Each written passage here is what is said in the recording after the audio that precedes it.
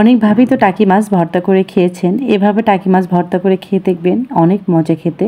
তো আমি প্রথমে মাছগুলো ভেজে নিচ্ছি। মাছগুলো খুব কড়া করে কিন্তু ভাজা যাবে না, এটা মিডিয়াম করে ভাজতে হবে। বেশি ভাজলে মাছের যে একটা স্বাদ থাকে সেই স্বাদটা কিন্তু আর পাবেন না। তো আমি মাছগুলো ভাজা হয়ে গেছে, আমি একটা প্লেটে উঠিয়ে নিয়েছি। এই পর্যায়ে আমি দিয়ে দিচ্ছি একটু সরিষার তেল। আর ভর্তাটা সরিষার তেল দিয়ে করবেন, যে কোনো ভর্তা কিন্তু সরিষার তেল দিলে ভালো লাগে, বা সরিষার তেল দিয়ে করতে খেতেও মজা লাগে। তো আমি এর মধ্যে দিয়ে দিলাম হচ্ছে আপনার রসুন আর কাঁচামরিচ, পেঁয়াজ।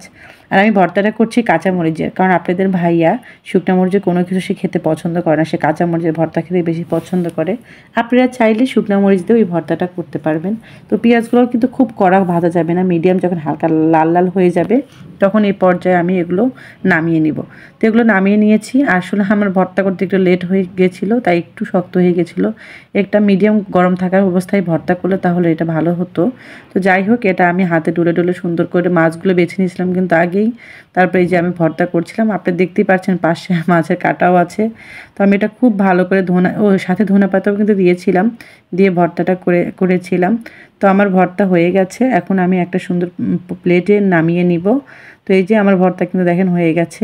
আর এভাবে কে কে টাকি মাছের ভর্তা করেন এবং কার কার টাকি মাছের ভর্তা আমার মধ্যে খুব পছন্দ। তো এই যে আমার ভর্তার ফাইনাল লুক।